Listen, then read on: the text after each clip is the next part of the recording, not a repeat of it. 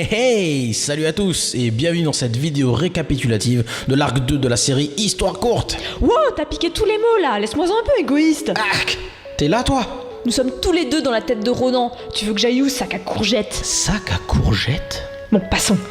Puisque nous serons au centre de l'intrigue de l'arc 3, nous allons nous permettre de résumer l'arc 2 avec quelques petites infos en plus. Allons-y. Est-ce que vous vous souvenez de Léa dans l'arc 1? Eh bien en fait elle a deux sœurs, Elediz et Sylvadia. Et vous savez quoi? Ce sont des sorcières. What? Et en plus de ça, ce sont les filles d'Elindra. Et Léa, c'est pas son vrai nom. Mais pourquoi t'as dit ça? C'est pas révélé explicitement. Mais c'est écrit sur le site web, non? Bon, et du coup, elles sont un peu rebelles avec leur pouvoir. Par exemple ici, elles se vengent d'un mec avec qui elles ont toute une relation, en le transformant en fille. Oh mon dieu, pourquoi? Je sais.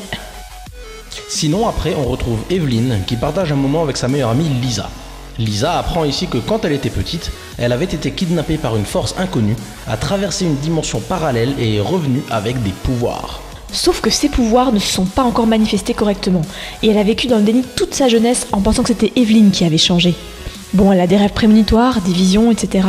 Vous saurez le fin fond de cette histoire plus tard. Ah, tiens, le garçon qui s'est fait transformer en fille. En fait, eh bien ce sort était un sort de résurrection, et les filles d'Elindra ont ressuscité, sans le savoir, Démétora, la plus puissante sorcière Liyue des temps anciens. Oh, ça devient compliqué là. Et Démétora est en fait la sœur d'Elindra, donc la tante des trois petites pestes. Doliprane, vite. Ah oui, Elindra est censée avoir été tuée par l'assassin, mais en fait elle apparaît ici dans sa forme éthérée pour guider Démétora avant de partir de ce monde. Et du coup, Démétora doit maintenant retrouver ses pouvoirs et surtout retrouver ses semblables. En parlant des petites pestes, elles vivent avec leur oncle Mario, qui est le frère du mari d'Elindra, décédé dans un accident de voiture il y a des années. Mario est un humain tout à fait normal, sans pouvoir. Ouais, et du coup, ça rend l'éducation des ptiotes très difficile, à un tel point qu'il est obligé de les enfermer à la maison suite à leur dérapage.